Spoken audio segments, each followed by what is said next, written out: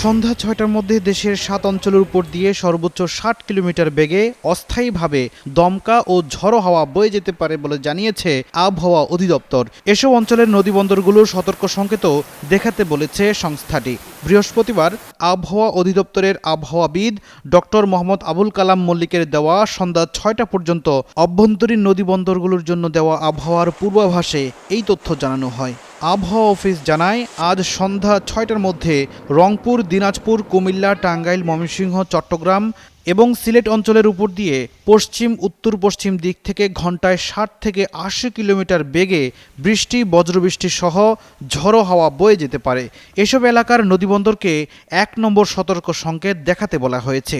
এদিকে সকালের পূর্বাভাসে আবহাওয়া অফিস জানায়, আগামী ২৪ ঘন্টার মধ্যে রংপুর, ময়মনসিংহ ও সিলেট বিভাগের অনেক জায়গায়, রাজশাহী, ঢাকা ও চট্টগ্রাম বিভাগের কিছু কিছু জায়গায় এবং খুলনা ও বরিশাল বিভাগের ২-১ জায়গায় অস্থায়ীভাবে দমকা, ঝোড়ো হাওয়া ও বিদ্যুৎ চমকানো সহ হালকা থেকে মাঝারি ধরনের বৃষ্টি, বজ্রসহ বৃষ্টি হতে পারে। সেই সঙ্গে রংপুর, ময়মনসিংহ ও সিলেট বিভাগের কোথাও কোথাও মাঝারি ধরনের ভারী থেকে অতি ভারী বর্ষণ হতে পারে এবং সারা দেশে দিন ও রাতের তাপমাত্রা প্রায় অপরিবর্তিত থাকতে পারে।